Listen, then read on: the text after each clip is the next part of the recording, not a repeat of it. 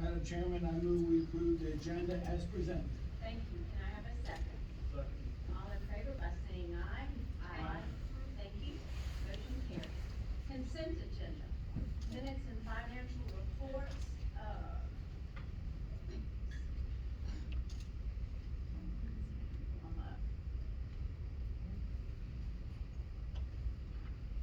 Okay, the January 2nd meeting, the February meeting, and the school, position reports. Can I have a motion to accept these? I move to approve the January 2nd, 2023 regular meeting draft minutes, the February 23 financial report, and the school nutrition report. Thank you. All in favor? Aye. Thank you.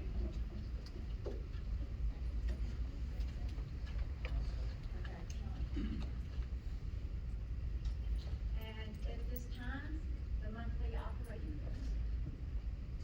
I was able to review the bills and I approved, I moved to approve the February 2023 monthly bills as presented. And I reviewed those as well, so I will second that. All in favor by saying aye? Aye. Thank you. Motion is approved. Okay, and now I'll turn it over to you, Dr. Point, for staff and recommendation. Okay, thank you, Madam Chair, members of the board. At this time, I'm going to bring Mr. Marshall Rudder forward. And he has three important folks to recognize this evening for some outstanding contributions and assistance that they're providing at Locust Grove Middle School. Thank you, Dr. Warning, Madam Chair, members of the board. All right, I introduce Pam Nick, tech custodian here at our Education Administration Complex. Tina Carter, tech custodian at Unionville Elementary. And Robert Laverte, tech custodian at Locust Grove Primary Elementary School. The reason I bring them here tonight is because we have a shortage at Locust Grove Middle School. And these three tech custodians have not only stepped up, but have done a great job cleaning Locust Grove Middle School after they perform their full 8-hour day at their respective schools. And I just wanted to bring them in and recognize them for all their hard work and dedication while we try to come up to a resolution on the Locust Grove. Bring it over.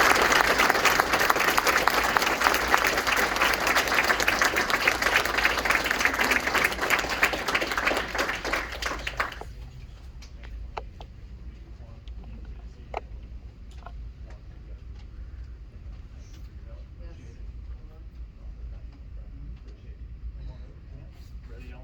Marshall, come on in. Sir.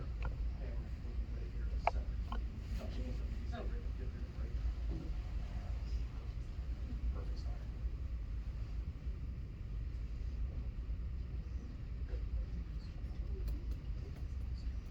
And don't go too far, okay?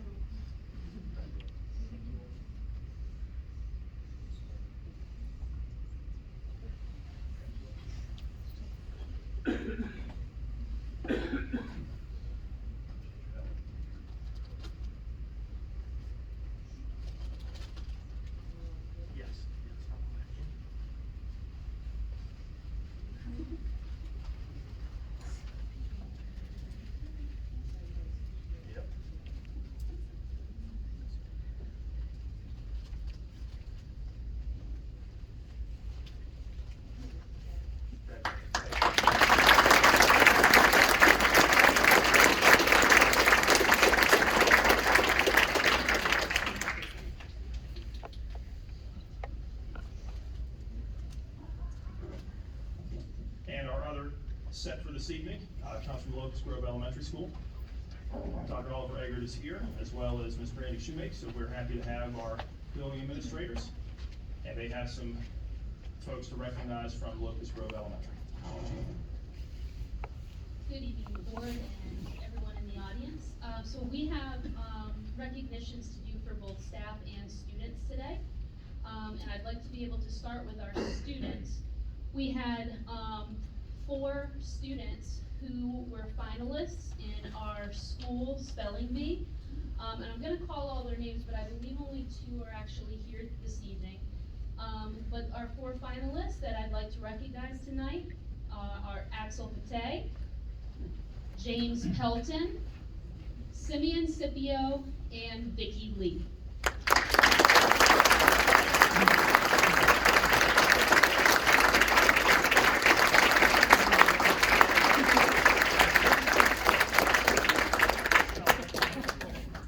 So these 2 young men were one of 22 spelling bee participants at the school level. And because they were top 4 finalists, they were able to move on to the county level B. And both students did amazing. Axel actually won the division level B and moved on to participate in the regional B as a 4th grader, which is pretty outstanding.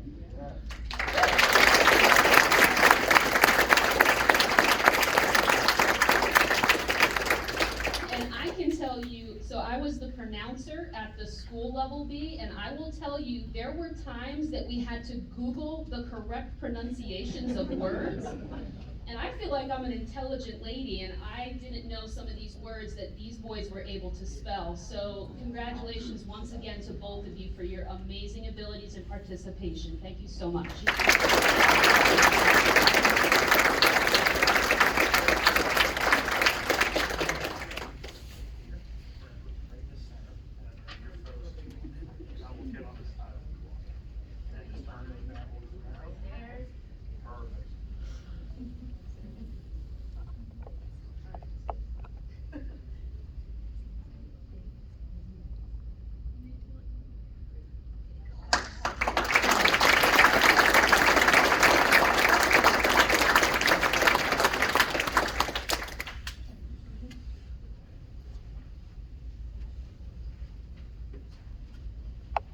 And then for the staff recognitions, Ms. Shoemake and I would like to be able to recognize the members of our Connect team.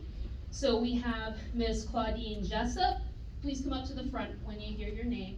Julie Hartsfeld, Heidi Pettigen, Lois Davis, and Michelle Brooks.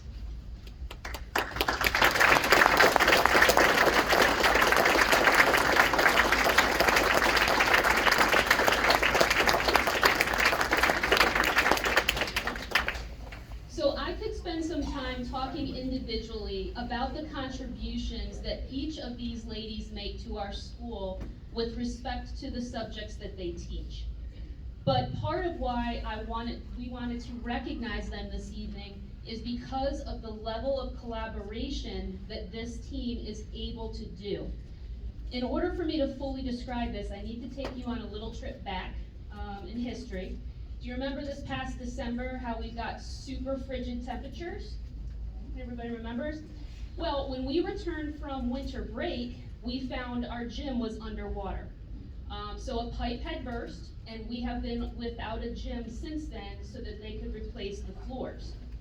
And because of that, we clearly couldn't have PE classes in the gymnasium.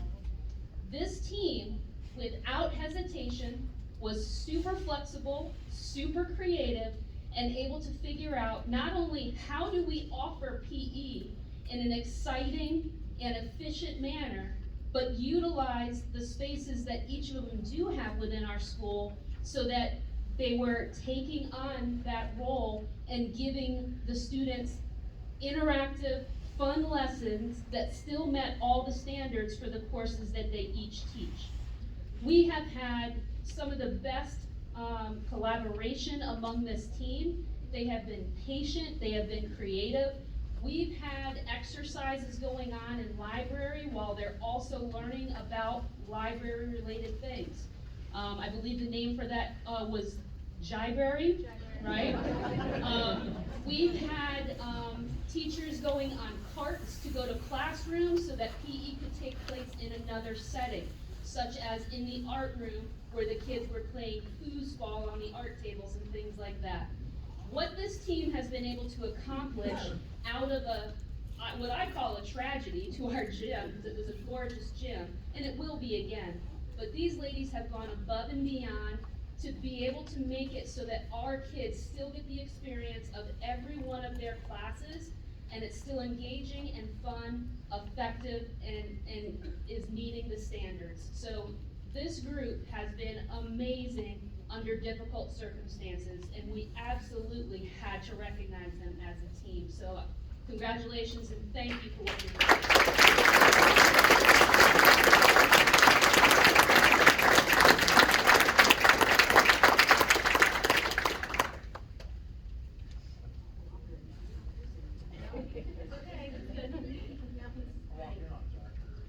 It's like, uh-oh.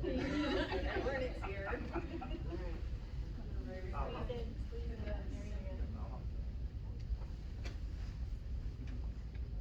is my skinny side, am I in?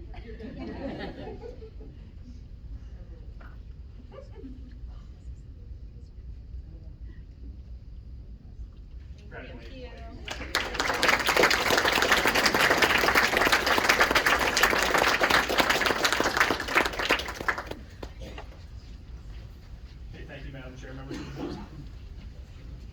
Okay, and that's just another fine example of what one of the staff we have here in our family in Orange County.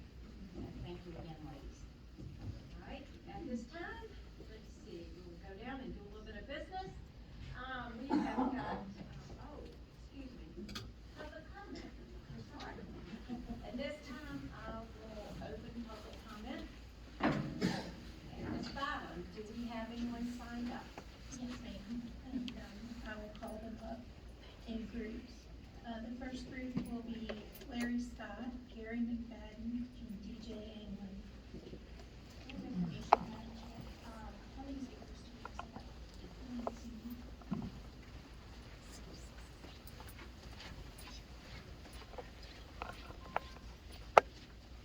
Good evening, board members, Madam Chair, Dr. Horn.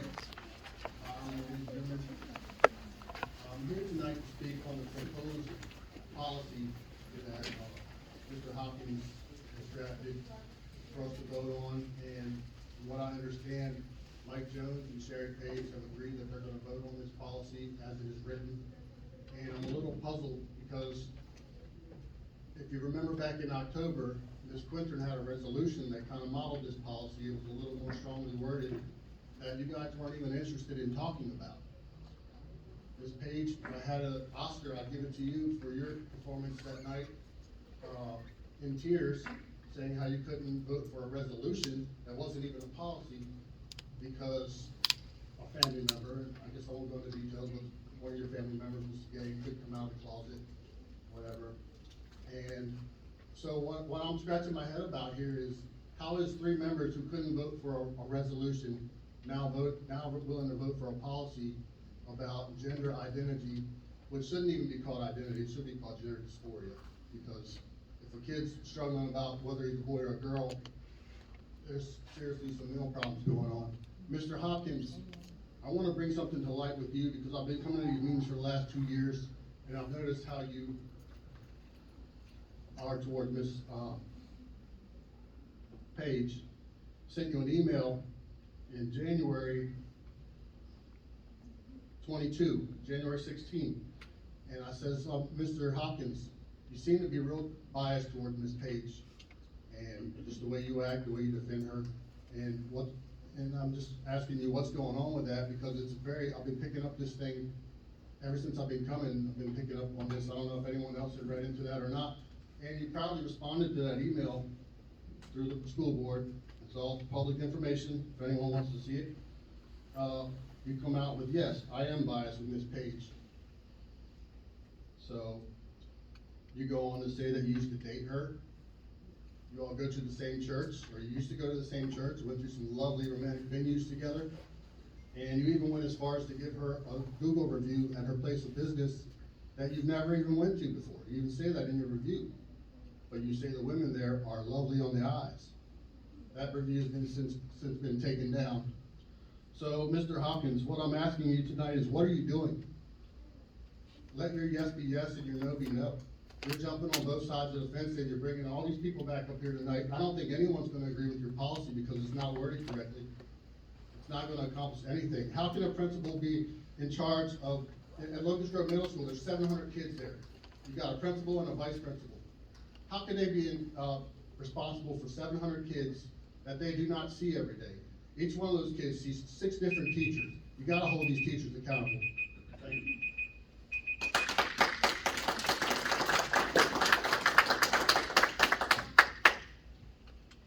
Board members and Dr. Hornick. I support our school board's efforts to address parental involvement in gender identity. In a letter last week, I asked our school board members to consider the following legislative changes. Replace the word parent with parent or legal guardian. Replacing the words principals and their designees with text similar to all school system personnel. If the intent is to hold all school system employees responsible for an obligation to notify parents, then who are the bespoke designees? And how will these designees be formally identified and made known of their obligations? For those who question why these changes are necessary, please consider 2 points. Point 1, a January 2023 news article covered a story which hopefully will never occur in our community. A 13-year-old girl said she was actually a boy. Teachers at her school started using male pronouns for her, and a counselor gave her a breast binder to wear to create the appearance of a flatter chest. No one told her mother. School personnel encouraged the student to keep everything secret from her parents. Attempts to gain a victim's trust by driving a wedge between them and their parents is the very definition of child predatory sexual grooming. Point 2, some parents have been told that if they fail to support a gender-questioning child's desired transition, then their child may commit suicide. According to a new treatment guide released by GETA, the Gender Exploratory Therapy Association, an association of professionals from the US, UK, Sweden, and Finland, this transition or die scenario, which is often used to justify transgender medical treatments, is factually inaccurate and ethically questionable. Fears about suicide have helped drive the trend toward gender transition procedures, wherein therapists readily accept a patient's self-diagnosis, emphasis added, and then assist with transitioning. This process causes a patient to adopt a revamped social identity and to be put on puberty blockers, cross-sex hormones, and body-altering surgeries. Yet, there is scant evidence that the transition reduces the risk of suicide, according to GETA. Another organization is GenSpect, an Ireland-based nonprofit which also supports exploratory therapy, not immediate medical intervention.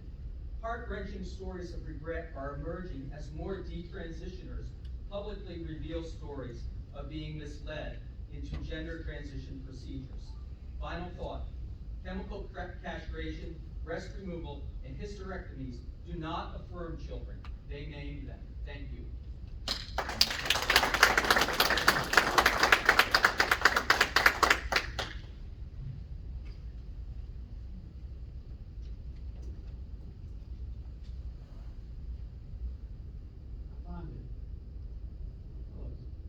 School board members, everyone else, I find it very interesting that this topic has come up again. The timing of it is definitely rather interesting.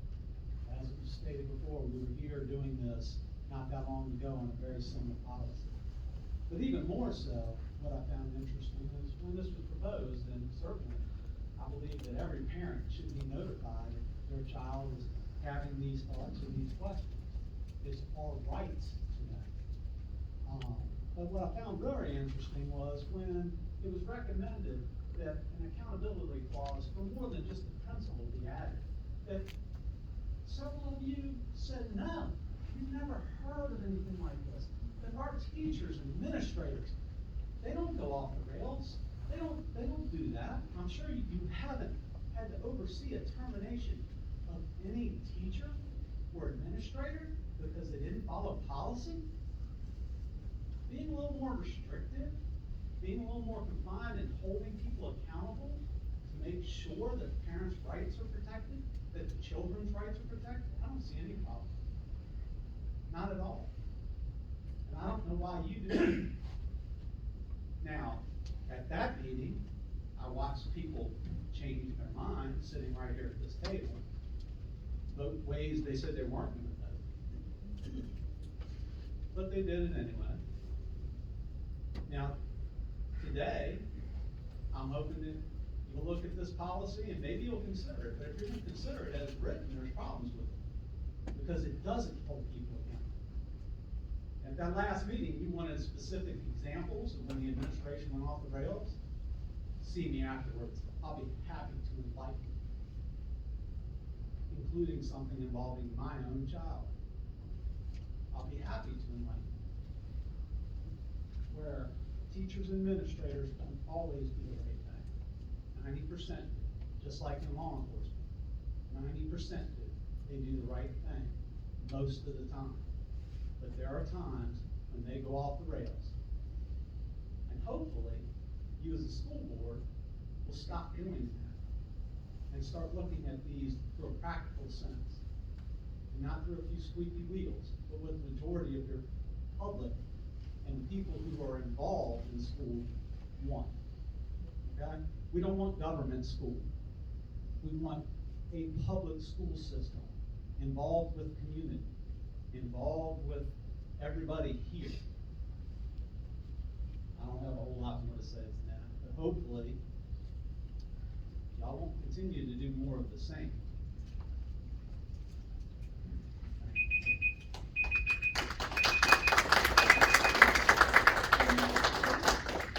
Darlene Dawson, Alan Daniel, and Kim Hoosier.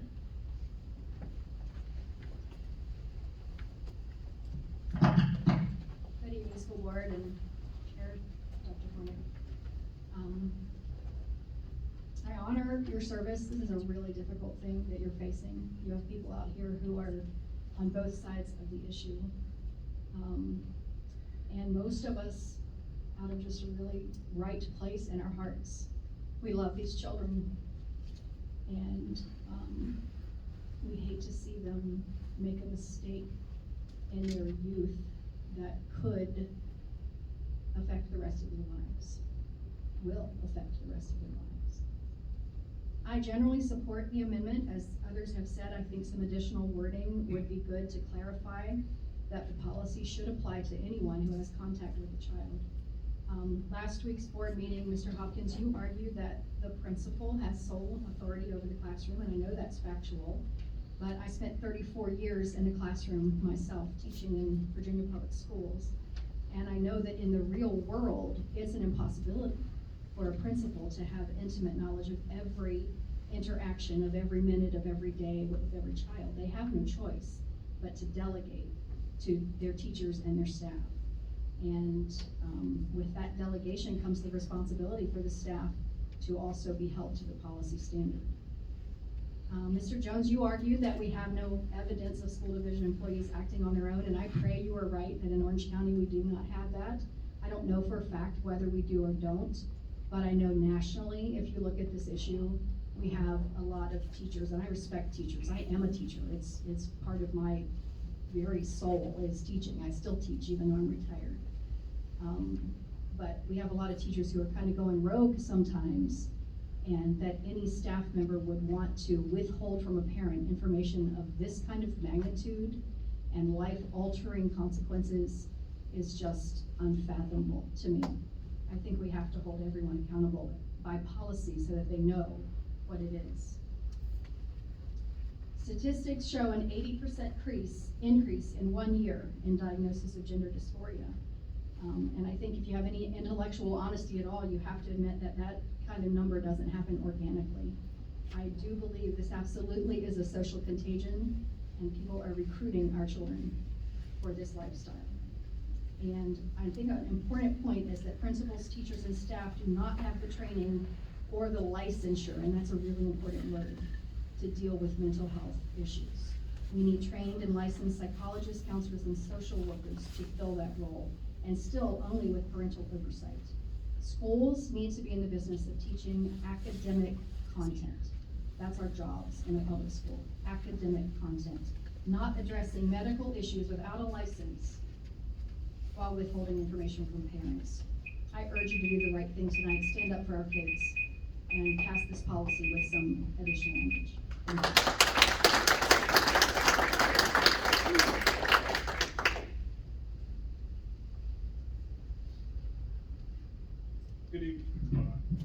Good evening, Dr. Hornick and school board members. I am against the proposed changes to policy IGBC. On January 2nd, I came before you and spoke about my hopes and desires for the new year and that we could move forward and make Orange County an example of what schools should be, one which students should come to school and feel accepted for who they are. The school can be a safe environment where focus on learning and education and not on political BS, which will divide us. A few weeks ago, I worked with a small group of individuals on the strategic planning team, from which I thought there was hope, and many people echoed the same desire for OC to be a school that other schools would desire to be like. During the strategic planning sessions, we heard from current students. The students gave us an insight into the current state of our schools, and frankly, we are failing them. Out of 5 students, 2 said they would return to OC. 1 said they probably would not return to OC if their farm wasn't actually here. Wake up! We are failing them. And one way is because of the policies and resolutions like this one. We are failing them because there are those that want to play political agenda instead of helping every student succeed. The students mentioned that there are many who don't feel welcome and don't feel accepted, who don't feel heard, who feel anxious. I heard them. Maybe you will too before it's too late. The National Institute of Health posted an article which states 82% of transgender youth have thought about suicide and 40% have attempted suicide. The article listed school acceptance as a protective factor which can help mitigate suicidal thoughts. This policy, however, will take that protective factor away. This policy change will not protect trans students. Instead, it will actually lead to outed trans students committing suicide. People do not commit suicide because of who they are, but because of the lack of acceptance of who they are. This policy does not increase acceptance. Instead, it is another way of harassment and appears to be an attempt to force trans kids to remain in the closet against their will. This policy implemented can also lead to an increase in homelessness in OCU. 40% of youth experiencing homelessness are LGBTQ, and the most common reason for that homelessness is parental rejection. This policy is requiring schools to forcibly out the student before they are ready, with no regard to the student's concerns or fears. This policy even goes as far as to try to define what abuse is or is not. It also creates issues with mandatory reporters and presents contradictory directions between policy and law. Therefore, as stated in policy KL, if passed, I feel the school board has exceeded its authority, acted arbitrarily or capriciously, and abused its discretion, and anyone who is aggrieved by the action can appeal to the court within 30 days, and I recommend people do so. Thank you.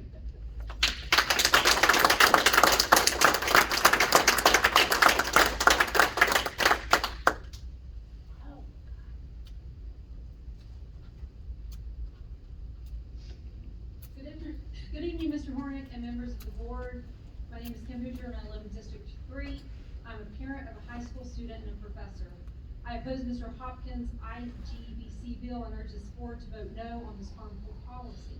In my 20+ years as an educator, I've had the privilege of having students in my classrooms that have faced extreme poverty to children of millionaires.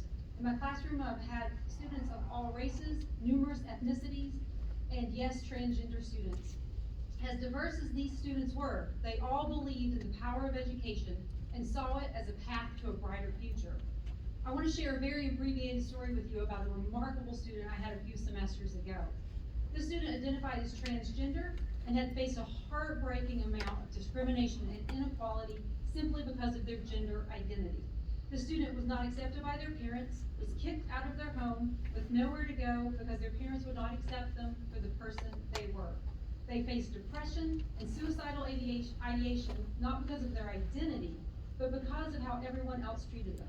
They felt alone and isolated with very few options. At this very low point, one person saw them and took the time to ask them questions and eventually helped that student get back on their feet and enroll in college. After some time and support, that student began to flourish and proved to be an amazing student and a wonderful human. The student recalls how that one person changed their life and is something they'll never forget and never be able to repay. That person, of course, was a teacher. Mr. Hopkins' policy could create many more situations like my former student. Why would you want this? Mr. Hopkins, your bill is not only vague and divisive, but it directly opposes the tenets of education. Teachers do their job certainly not for money, but to support students, to help them, and most importantly, to educate them. This bill erodes the jobs of teachers, administrators, and schools. Your policies would have educators focus less on education and more on an area that has nothing to do with their jobs, which is educating children. I cannot understand why this board is so obsessed with the student's identity. Your own pledge says that you will not discriminate against groups based on their sexual orientation, gender, or gender identity. However, Mr. Hopkins' proposal does just that. Please stop contradicting yourselves and putting innocent students at harm. We should be focusing on real issues like ones derived from your own data that includes low teacher pay, teacher shortages, low SOL scores, high absenteeism, and a racial and economic achievement gap. But this policy proves that some members are more concerned with playing politics rather than with the future of Orange County students. I find this unacceptable, inappropriate, and a slap in the face to the many educators that are out there day in and day out working to help our children grow and become better people. You should be ashamed for getting in the way. Teachers accept students for who they are and where they are. Why can't this board do the same? I urge you to do what is right and vote no to Mr. Hopkins' dangerous policy. Thank you.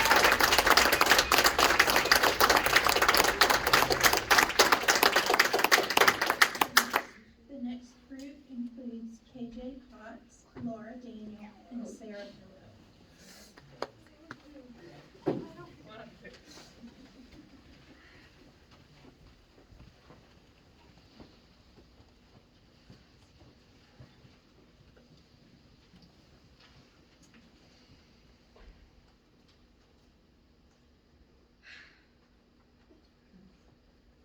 Hello, Dr. Hornick and members of the board. My name is KJ and my pronouns are they, them. And nobody respects that. I mean, boy, girl this, boy, girl that. It's really not that hard to say kids. Y'all should give it a try one time. One of these days. In fact, a month or so ago, I got called a faggot, and I addressed it to staff and admin, and guess what? They did absolutely nothing. So that got me thinking. Staff is always saying that they will do something about it, but shocker, they never do anything about it. At all.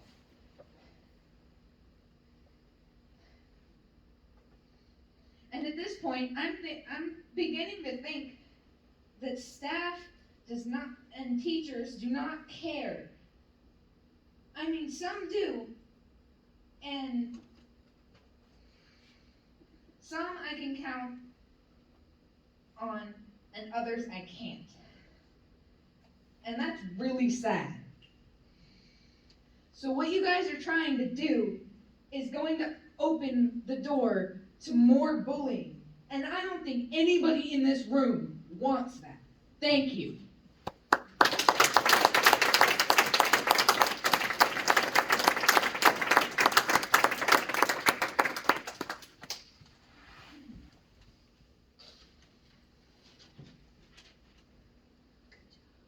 Good evening, board members. I stand before you again to request that you vote no to the proposed policy changes by Mr. Hopkins. The reason being, first, is that with this new policy change, you are asking any school employee, or Mr. Hopkins, on his explanation, to diagnose children. You're asking school employees that are not qualified and not trained to provide mental health diagnosis, which shouldn't happen, with the exception of school counselors or social workers. Not to mention you're adding an additional task to teachers on an already impossible plate that they have. Secondly, Mr. Hopkins stated at the last school board that there are no circumstances that parents should not be informed about their children. And I disagree with that. For example, you're not going to call the parents before you call CPS. And if you do, then there's serious issues right there too. Because your first call legally has to be to CPS. So it's relevant in this case because kids and parents and community members have stood before you and stated that kids are in fear.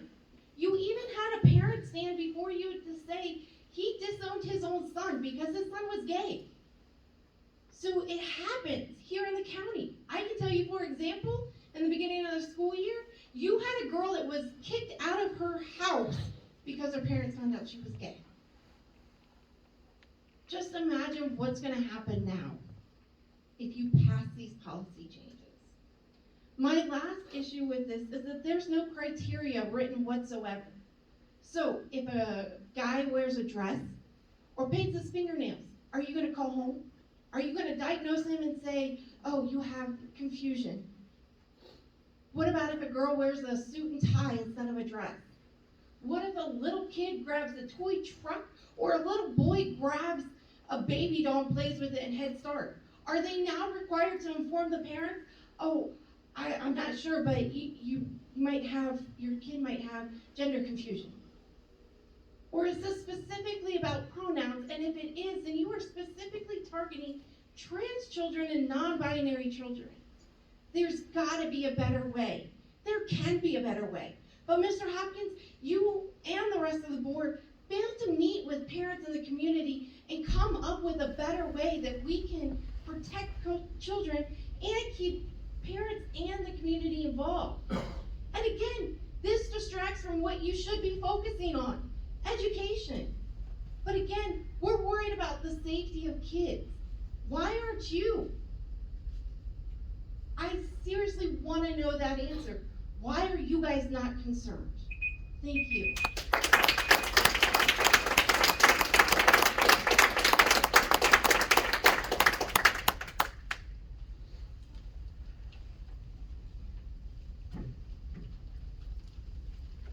Good evening, all. My name is Sarah Pillow, and I'm an Orange community member and a proud alumna of OCHS, class of 2012.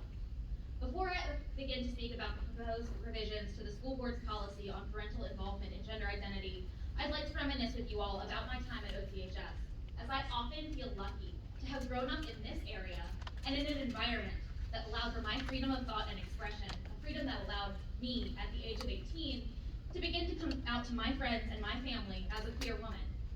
When I think back on what gave me the courage to share my true self with the world, I think of not only the love and encouragement of my own parents, but that from my teachers and my friends' parents throughout my time at OCHS, including Ms. Sherry Page, current chairman of this board, who were insistent that no matter who I was or what I wanted to do in this life, I was worthy of love and respect from those around me. And you see, I feel lucky to have grown up in this sort of environment because I am lucky to have received that kind of support and encouragement. Transgender children who are forcibly outed by their schools through policies such as the proposed risk being rejected by their families. In a study for the LGBT Health Journal, using data from 3,500 trans individuals, almost half of those individuals reported attempting suicide or having a plan to attempt suicide. And over a quarter reported misusing drugs or alcohol to cope with the transphobia that they face from society on a day-to-day basis, which, just by the way, includes the kind of discrimination and in fact abuse that is outlined in the second bullet point of Mr. Hopkins' policy. These odds of death by suicide and substance abuse increase significantly when rates of family rejection increase, as do rates of trans youth in foster care homes, juvenile detention centers, and homeless shelters. The ACLU reminds us on their website that every person, including the students in our community, have a constitutional right not to have intimate facts about their lives disclosed without their consent, including their gender identity and sexuality. Policies such as the proposed have a real, concrete consequence for the youth in our community. They risk kids' lives, the lives of children, the lives of our future community members.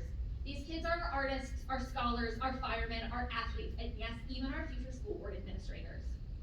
I hesitate to think of what would have happened to me if I had grown up in this kind of environment. One filled with fear and hatred and discrimination, and I worry about the futures of our youth who are being told that who they are is something to hide away unless they want to be punished for the crime of their very existence. Before my time is up this evening, I would like for us to sit with this question. Why exactly is it that the school board is so adamant to pass and enforce policies that will almost certainly result in the deaths of trans children in Orange County? Thank you for this opportunity to speak.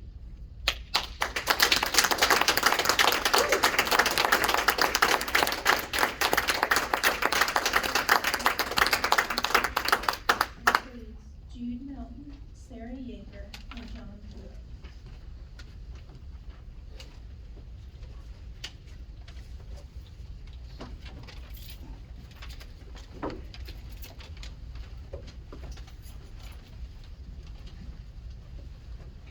Good evening, Dr. Hornet and School Board. My name is Jude Melton, and I'm a junior at Orange County High School. I am here yet again to speak out against Mr. Hopkins' harmful and misguided policy proposal on gender identity. Unlike Mr. Hopkins, I recently spent 3 days working with a diverse group of Orange County community members to discuss the goals and plans for the Strategic Planning Committee that would guide the future of Orange County Public Schools. One of the major points and concerns of Orange County citizens is the safety and well-being of all students. Let me repeat that, of all students.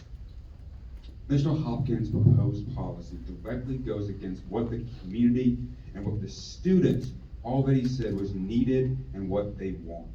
Orange County schools need to be safe for all students, not those that just conform to Mr. Hopkins' perceived societal norms.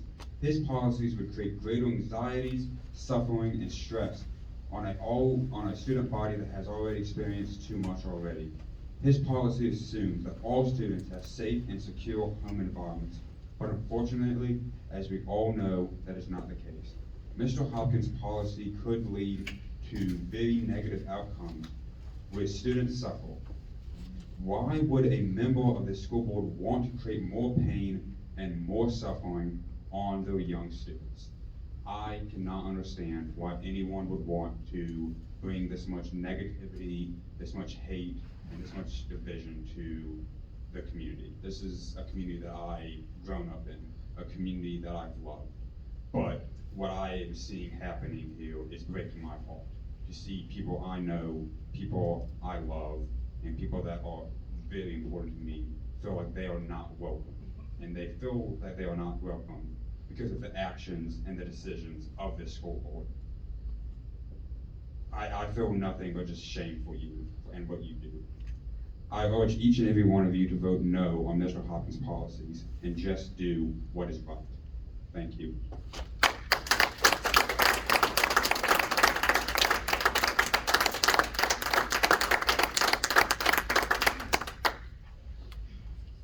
Hello again, Dr. Hornick and members of the school board.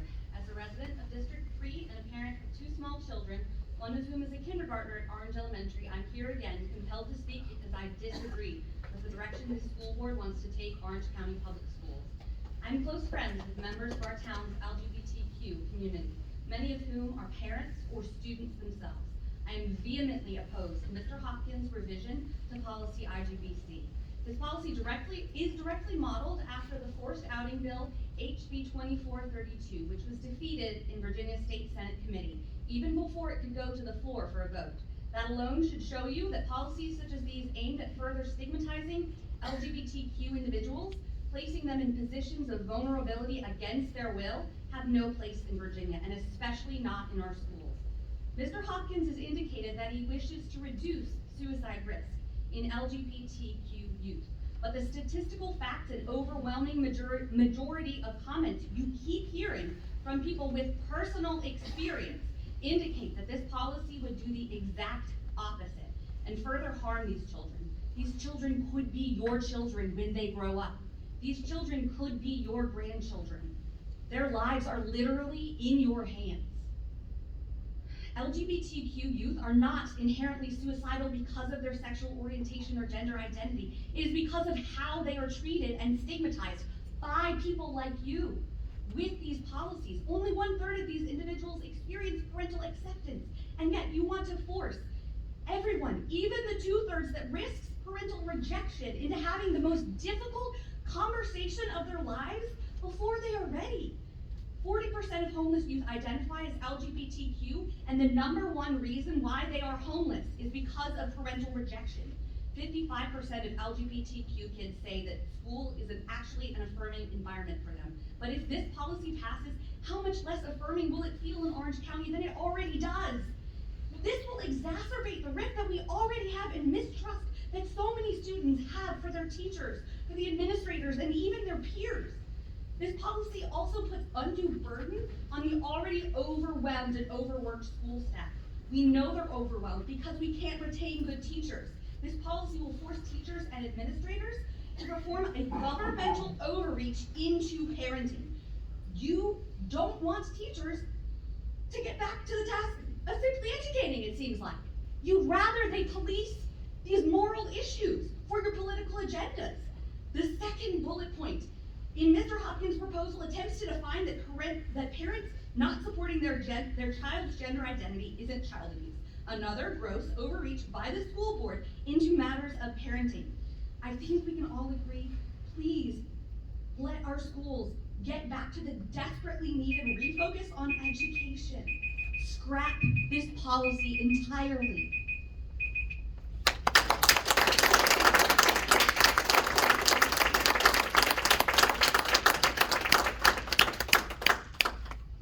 Good evening. I wish to express my opposition to the proposed parental involvement in gender identity revision to policy. I do believe that parents should be involved and informed in all aspects of their child's rearing and education. And I believe it is the role and the responsibility of the school system to involve and inform parents by making communication open. While caring and concerned individuals do exist at all levels in the school system, the overall track record of the school system of involving and informing parents is subpar. During my more than 15 years with students in Orange County school system, I have observed administrators from the building level to the school board level weaponize the control of information. I believe the proposed resolution is an example of this practice. The proposed resolution does nothing to promote overall involvement or informativeness, if that's a word, of Orange County parents. Rather, it singles out for special scrutiny vulnerable students whose very existence bothers certain members of the community. Members who we know from their own comments and postings believe their political views and religious beliefs have a role in the lives of other people's children. If it is truly the position of the school board that informing and involving parents is important, demonstrate that by abandoning this discriminatory policy, which targets one class of people, a very vulnerable class of people, and make policy decisions that result in students in all situations having access to free and open education. Thank you.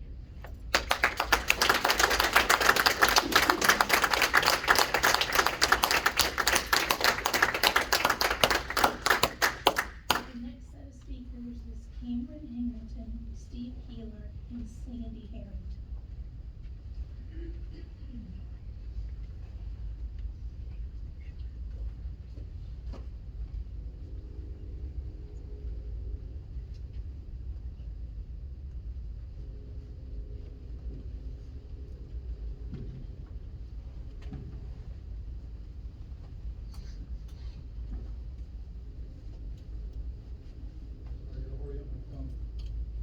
Good evening, thank you all for being here.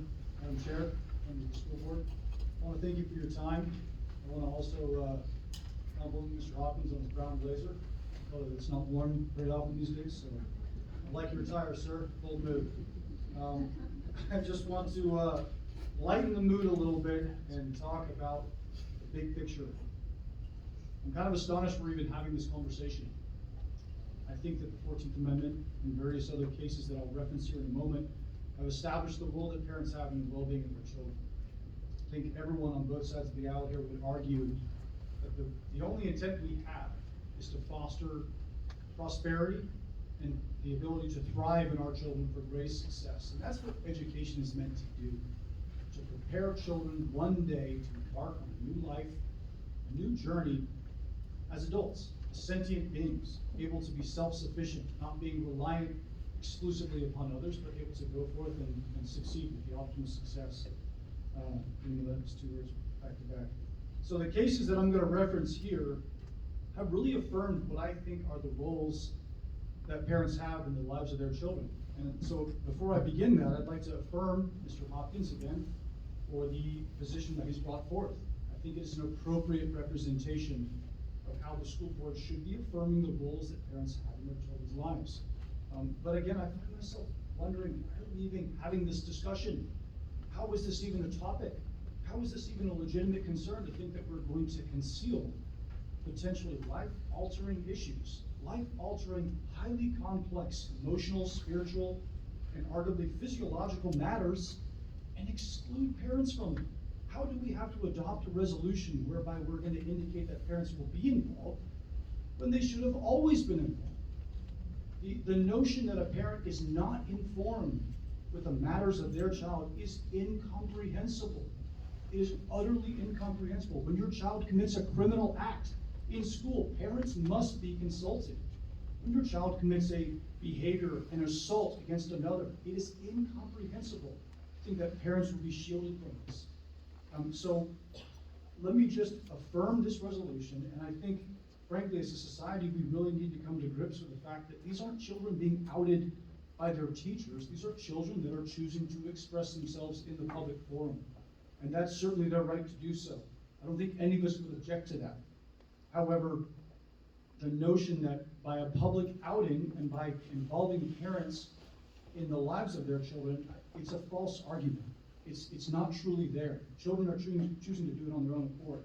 So I'm at 12 seconds, I probably don't have time to reference this, but I think Meyer v. the state of Nebraska, Prince v. Commonwealth of Massachusetts, Wisconsin v. Yoder, Cleveland Board of Education v. Fleur, and Moore v. East Cleveland, among many others, support this position. So thank you for your time.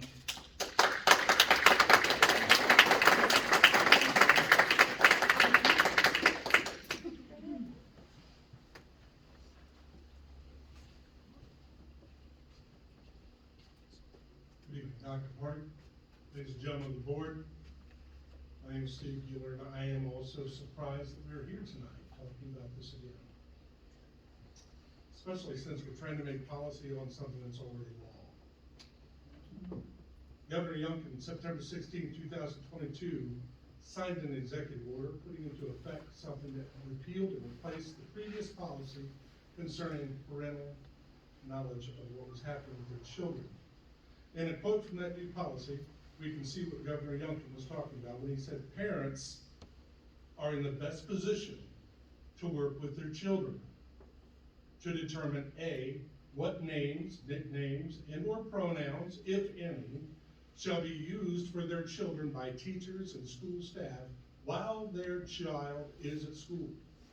B, whether the child engages in any counseling or social transition at the school, encourages a gender that differs from the child's sex, or C, whether that child expresses a gender that differs from the child's sex while in school. End quote.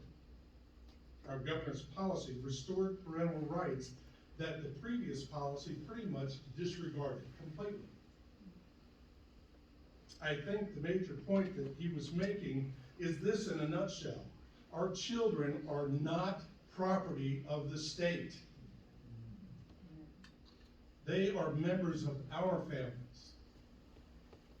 Parents are the primary caregivers and protector of those children, and at no point do parents, by putting their children in a school, surrender those parental rights that are so important to the state or county or the school or a principal or the teachers. Any policy that in any way takes the parents out of the picture needs to be totally disregarded. Some time ago, you see, I was a parent of twin boys that attended public school and private school and homeschool. And anytime there were decisions that needed to be made about certain situations that came up, I was the one that handled them because I knew what was best for my children, not the school. We are our children's first teacher, first protector, first caretaker, first counselor, and first and biggest supporter. And while I applaud Jim Hopkins for his willingness to stand up and put out this update to close this door, I'm afraid it leaves way too many windows open. And at this point, I think the best thing for this board to do would be to table this completely. Thank you.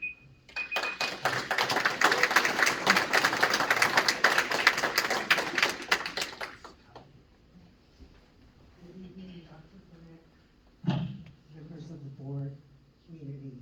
My name is Sandy Harrington, and I have worked in public education for over 20 years. I'm currently retired, and I'm a new resident of Lake of the Woods, and I'm here just to say I've come to the last 2 board meetings to see how it works, to see the conversation, the collaboration, and the focus on students.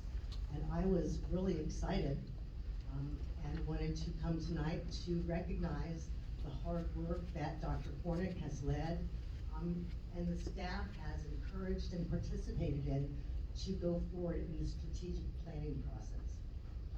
Instruction and achievement, safe learning environment, family and community partnerships, teacher recruitment and retention, and technology.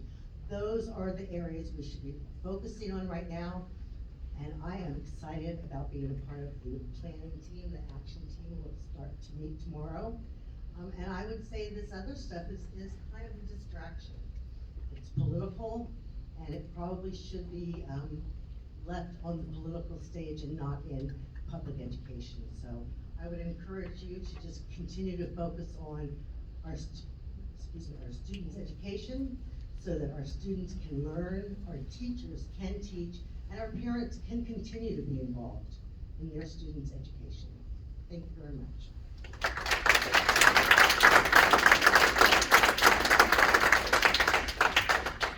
The last group includes Alyssa Waller, Emily Potts, Nicole Pappas, and Betsy Brantley.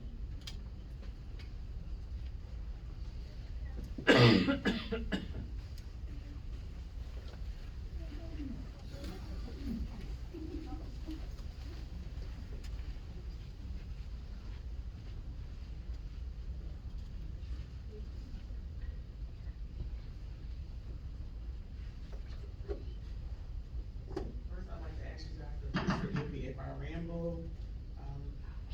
Unfortunately, I'm multitasking. A Zoom meeting with the NAACP, picking up my son and trying to get here to share my voice. I left my speech behind. Some people might think that's a good thing, but I got something for you. Good evening, all in attendance. I'm disappointed we are still focusing on policies that will only increase bullying, harassment, and many things outlined under student conduct. We already have students dealing with bullying to the point of now having depression and anxiety, engage in retaliation because they don't feel they are being protected. On February 6th, I received a call from a frantic mother in her 40th week of pregnancy regarding her daughters being in trouble for fighting a much bigger male student who had been harassing the youngest of the 2 for quite some time. Exhausting all avenues she felt she had, including blocking the group of bullies on social media and on her phone, she opted to maturely confront the young man and request he stop. This only led to her being called a slew of profanities and her becoming angry enough to strike out physically. Then tossed to the ground, glasses broken, retainer broken, while a group of students, mostly males, stood by and recorded. How sad for a senior and a freshman in good standing to end up feeling returning to Orange County Public Schools was not an option. Maybe collectively we should focus on making our schools bully and harassment free and less focus on political things such as gender identity. Thank you.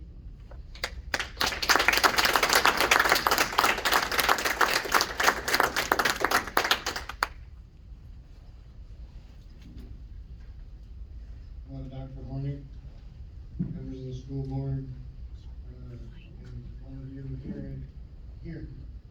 My name is Emily Potts. Last month I told you that I spent every Monday, last session in Richmond, fighting against the 12 anti-trans bills that were voted down. And I also told you that every time this is brought up in Orange County or Richmond, I will be there opposing it. This is wrong, completely wrong. Mr. Hopkins, I wonder, why are you doing this now? A couple months ago you said, no, it's not a good thing, we're not gonna do it. You know what? You did this. Did you do this for a political reason? Or are you trying to undermine the superintendent who just brought up the strategic planning committee and haven't even gotten the action team started, which start tomorrow? Come on now. He's doing an awesome job, so we gotta give him that. And we gotta give him a chance to do his job. This is nothing but what Ms. Quintern tried to do, just changed a couple of words. Like principal, from teacher to principal. And as you said last week, or last month, actually last week, the vice principal will be the designee, and he will go to the teacher and say to the teacher, why didn't you do this? Why didn't you go and tell the parent? Causing the teacher to have more issues and more on her plate. When we have a teacher shortage, we've heard it a couple of times, we have a very big teacher shortage. My kid has had 4 Zoom teachers for English. She just got a human being to stand there and be in the classroom. That's kind of messed up. You're worried about this and making teachers out kids. That's completely wrong. You've heard all of the statistics from everybody else. But I will say that the drugs and alcohol are definitely an issue with the LGBTQ community, and especially the youth. We don't really have a lot of numbers because those kids don't want to tell. So, come on now. You guys gotta vote this down. This is stupid. Don't do this again. Don't bring it up. It was voted down in the General Assembly. So, don't do it again. Come on, man. Wrong.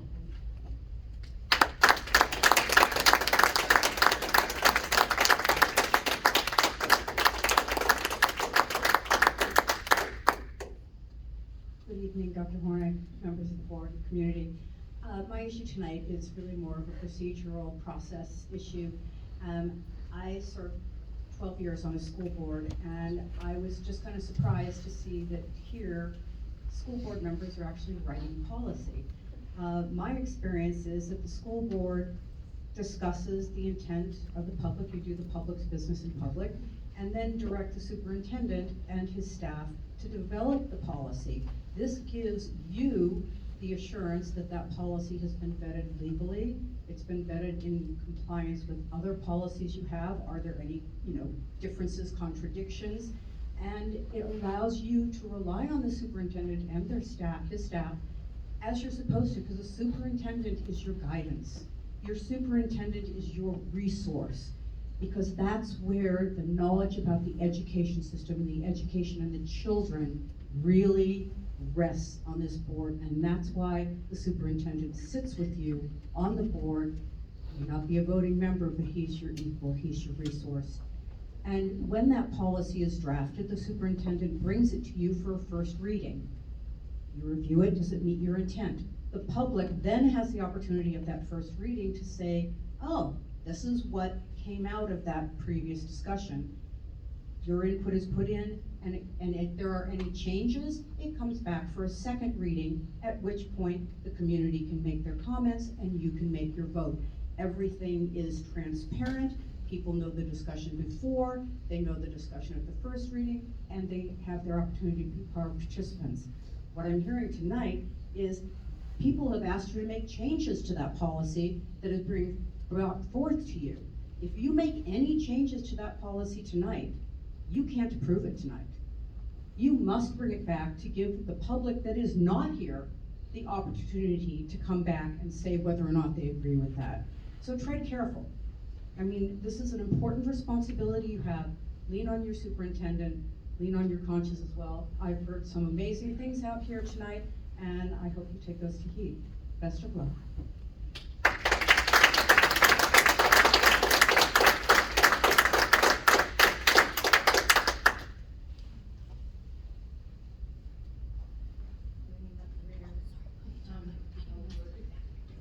Good evening, members of the board.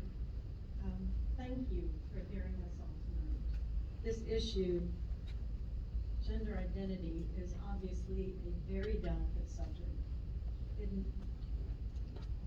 Every single person that is in this room tonight would not be here were it not for the love of their children. My problem with this proposal is almost a generic one. This proposal strikes me as being fear-based. The school board decisions that are made should never be based on fear. They should be based on that love that we all have for our children. This proposal could potentially be the thin end of the wedge where that is concerned, and we don't want decisions made on that. I propose that you look underneath the surface of this whole subject to the basic definition of education. I won't be long. I was raised on the concept that the way we educate our children is to do our level best to help them grow into their own true selves. That's our job, to observe their natural development in whatever direction that takes them, and to aid them in becoming the unique, loving individual that they are destined to be, and to love them as such. This is how we help them obtain their personal happiness. We do not do this by fear. We do it by love and acceptance. I fear that this basic premise is threatened by your policy. I oppose the parental involvement in gender identity.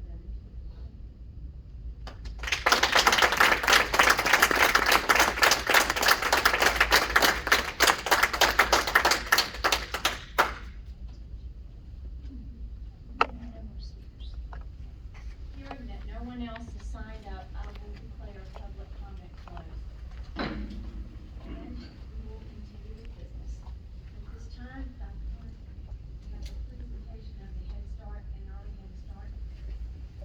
Yes, ma'am, thank you very much. We have Ms. Heidi Loris here this evening to provide the information, and we'll be seeking action later this month. And so Heidi, I'll turn it over to you. Thank you. Good evening, Madam Chair, members of the board, and Dr. Hornet. Tonight I present to you the fiscal year 24 Head Start and Early Head Start budget, which is pretty straightforward. We are receiving an additional $44,770 additional from last year to this coming school year. Here you see on this first slide that the Head Start budget for those children is $982,000 plus. Early Head Start, $695,000, a little over, and the trade-in funds are again the same as they have been for the last 6 years. The next slide shows a little bit more detail.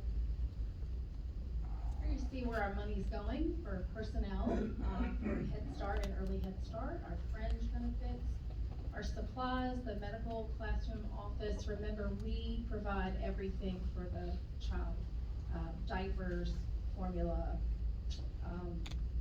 Food, of course, is different. We have the COLA. We are expecting our COLA to be around $50,000 this year. We also have a USDA line I pulled out this year that I didn't last year, just to let you know how much we spend. It's around $30,000 a year to feed all of our children. Training and the technical assistance, again, is the same. The in-kind, you see the non-federal side is your portion that you fund for us, which is about, between 20 and 25% every year. And that's so that we can have our program here in the county at our 3 different sites. So total, our total budget is $1.6 million, a little bit over that. Do you have any questions? Okay, all right, yeah, thank you.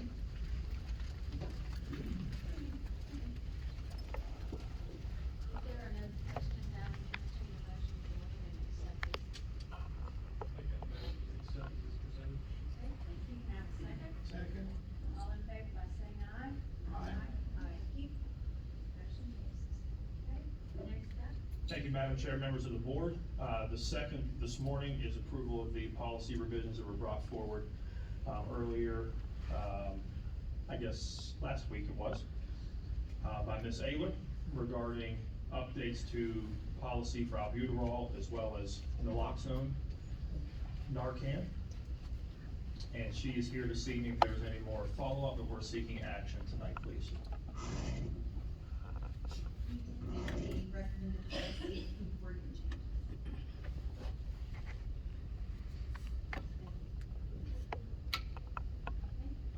Are there any questions of Mrs. Ayler? I'd just like to make a public comment because we have a lot of people here tonight that weren't here last week. We went into this in great discussion last week, so, I don't want you to get the impression we're just doing this willy-nilly here. We talked about it a lot last week, and, basically, I think the board's ready to approve it as presented. All right, I would entertain a motion. I move to approve draft policy EB, draft policy JHCB, and draft policy JHCB-R1, and then the new regulations EB-R as presented. I second. All in favor by saying aye? Aye. Thank you. Motion carries. Thank you, Madam Chair, members of the board. Third was the approval of supplemental appropriations. Mr. Honaker brought these forward last week as well, and is here to answer any remaining questions you may have regarding federal pandemic relief bonus payment, which has been paid, as well as the supplemental appropriations, our third installment of payment regarding food service. Are there any questions of Mr. Honaker? Madam Chair, I move to approve the supplemental appropriations to the fiscal year 2023 operating budget in the amount of $542,280.44. Thank you. Can I have a second? All in favor by saying aye? Aye. Thank you. Thank you. And finally, I just wanted to provide the board with an update. Had the good fortune, the opportunity to sit down with Mr. Harvey, the Director of Art Center. And they were willing to engage in an MOU to highlight our cooperation on activities, and we highlight specifically how the process we will use to vet projects that are coming forward. And we use determining factors such as age appropriateness, connection to the standards of learning, and overall benefit to the students. And so we have begun to receive requests. For instance, today received one for our students to participate in the Young Visions display. And so we are looking forward to continuing to work on that end, and appreciate the board working with us, as well as the Art Center board, to complete the MOU and to delineate our progress and our cooperation moving forward. So thank you very much, Madam Chair. Thank you, Dr. Horn. All right, so that provides all of the superintendent's reports and recommendations, and so now we are down to board member items, and this is consideration of the policy revisions. So I will turn it over to Mr. Hopkins.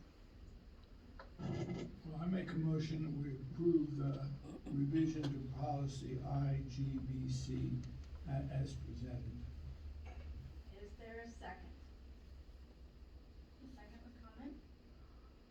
Okay. I just wanted to address some of the, discussion that was brought up tonight. I know I did have additional wording, but I wanted to start off with saying that I took an oath of office, when I took this position, and that was to uphold the Constitution of the United States and Virginia. There's a lot of back and forth about what these policies mean. Some say it sounds discriminatory. The Supreme Court of the United States and the state of Virginia vehemently oppose that standard. I know the ACLU does not establish precedent. Only the courts can do such. But I think there are a lot of things that we can agree on, and that is the fact that all students are worthy of love and respect. Where we differ is what love means and what respect means.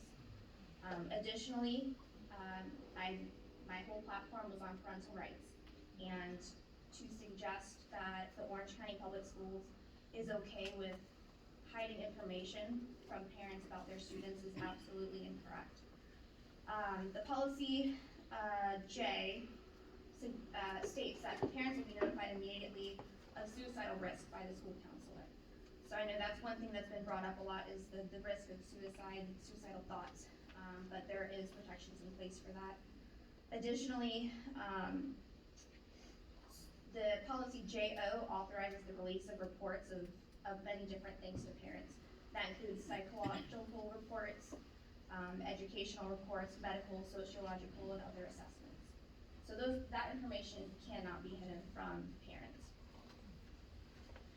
If students feel alone and isolated through this process, why would we want to encourage that?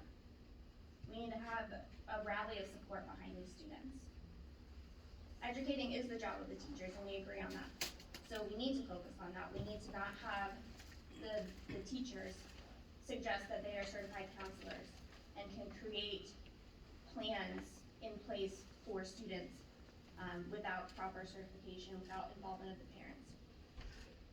I also like to touch on the fact that as school board members, we are authorized to create and draft policy.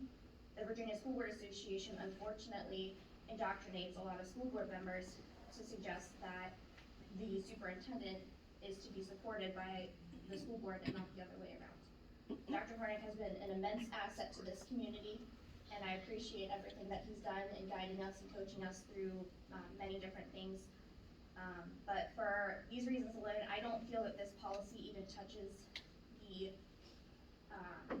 notion that parental rights matter. So for that reason, I will not be supporting this policy tonight. My motion would be to table this for further discussion so we can include all aspects of parental rights. I'll second your motion. The one question I had is, I get from many buckets. Number one, I've got 3 kids in this school system. And if something ever happened and one of my children committed an act of violence against themselves, and I knew it could be prevented, I would be irate. Livid, just like you would. We've got some opportunities here as a community. I know there's protections in place.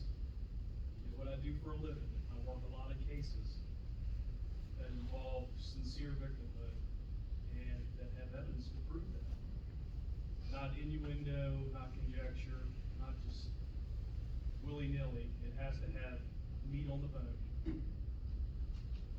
I do believe that our kids, our children are ours. The state does not own my kids. I will give them the lessons in life based on my faith. Imagine what my faith is. To do the right thing, regardless of who the person is. When no one's looking and you're doing the right thing, that's when it matters. I have tremendous faith in the superintendent. Dr. Hornick is a godsend for this community. He cuts it from both ways, and we sat in this group with the strategic planning And a lot of these folks are in here right now, and there was a lot of good things that came about. We talked about having, Paramount as a social emotional health for our kids. And when a kid, struggles with gender identity, it's gonna be a struggle. The reality of it is that some parents aren't gonna accept that. So we gotta, nothing is ever on or off. It's never up or down. There's always a continuum, a nuance. And so that's why I support tabling this. Ms. Winter Smith. Thank you. Ms. Anderson? So, the policy is written, it's not clear to me what problem this proposed policy change is solving. It does nothing to advance parental rights and does nothing to protect our children. To me, it's vaguely written. I'm also trying to understand why this change is being added to this specific policy. Most, if not all, policies should be evaluated, and I welcome developing a professional method reviewing, teaching, training, and potentially modifying policies as necessary. I believe Dr. Hornick has created a committee to review policies recently. I do, however, object to a one-size-fits-all VSBA policies that are not getting the job done for our teachers, students, and parents, which is who I am here for. To be clear, I'm not going to be a part of some political game at the expense of our students and parents. I will not support this policy revision, and if we decide to table it, I would be okay with that. Mr. Hopkins? Obviously, we're gonna table this, but I would like to speak to a couple things. One is the lady that was on the school board. She doesn't know, but I just want to inform you that the wording here is not the first wording I submitted. I submitted to Dr. Hornick and his staff. We went back and forth on the words. My other school board members saw other wordings. So the idea that I just came up with this all on my own is not really correct. And I really don't have any problem. I just wanted to try to get out that the parents have a right to know.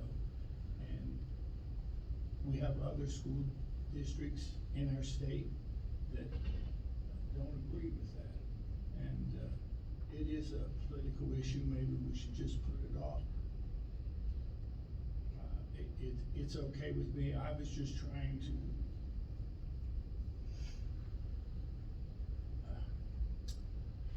to write something that would not go into what teachers need to do or whatever thing. It just seems to me that first is, if you read it carefully, the first one, it doesn't even address all transgender students. It only addresses ones which are distressed.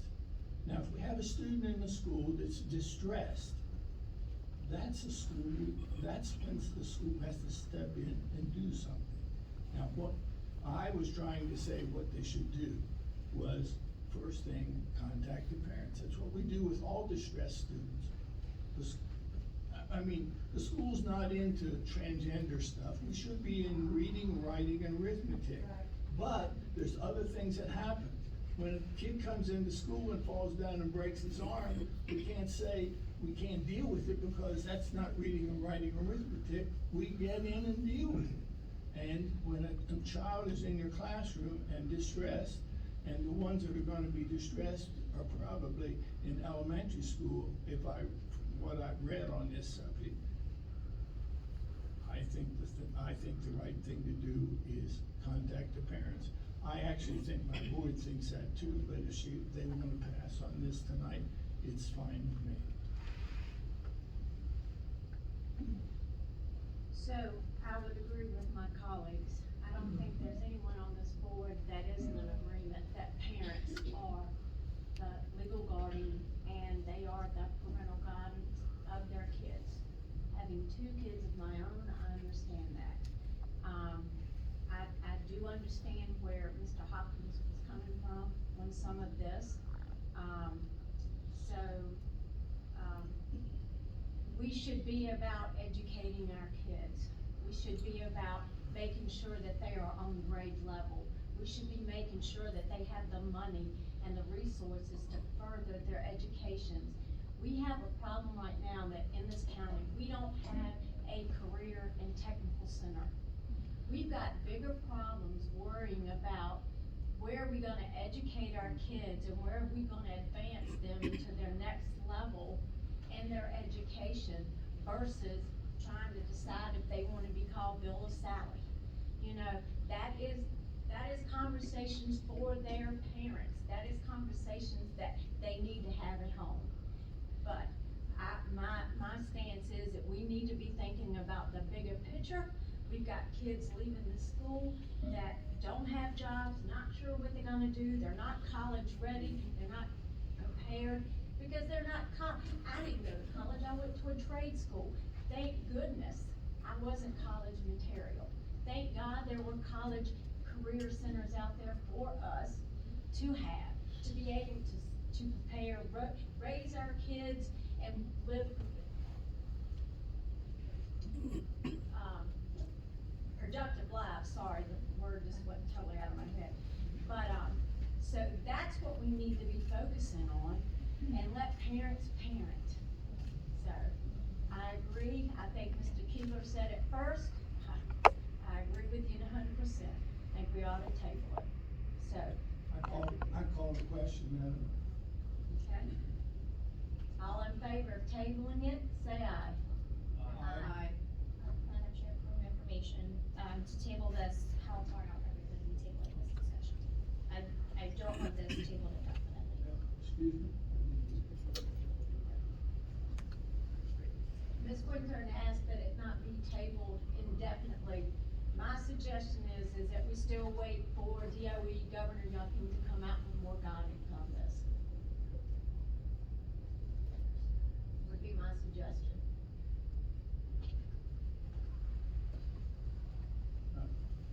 Sounds good to me, I'm in favor of that. Does anybody have any idea when that would be? We've been waiting for a year now for this. I would like to suggest 60 days to review. Well, I think we could suggest 60 days, but if the governor has made no, initiative and move forward on this, that 60 days isn't really gonna lose anything. Well, let's just say until he's gonna officially announce it sometime. It could be even this month or next month. Let's just make it until he makes an announcement. And then we'll have to sit down and try to write something that meets to that, whatever he puts out. I agree with that. Reasonable to me. Everyone in agreement? All right, moving forward, thank you.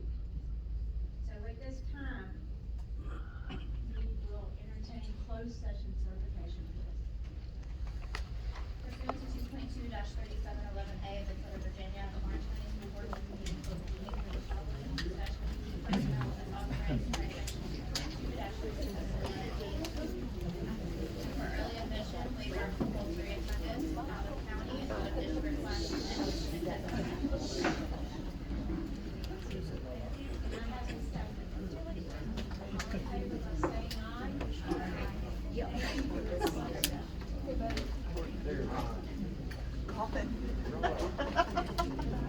Are you on the other stuff too? No, I'm not. Not unless I'm telling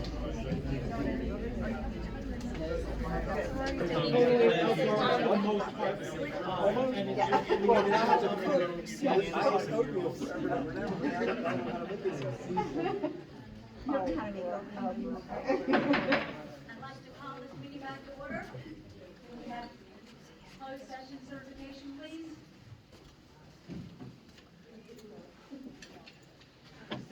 Did I take it from you? Pursuant to 2.2-3711A of the Code of Virginia.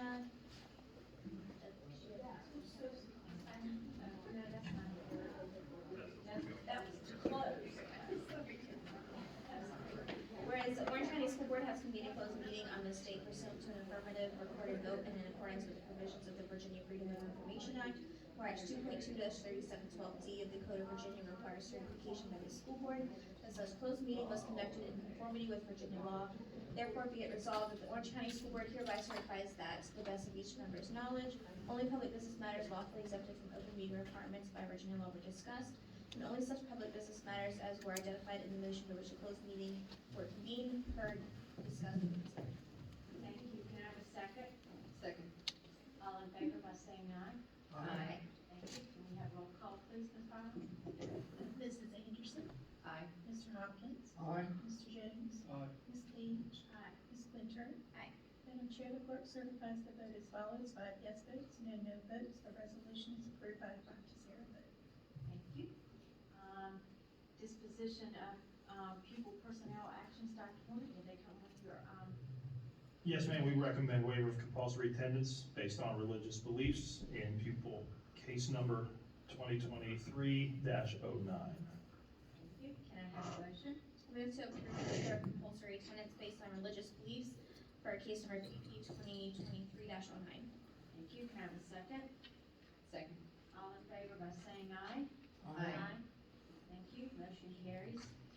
And with that, if there are no other comments or no other business, Madam Chair, I just want to let the board know I probably will not be here at the next meeting, so just.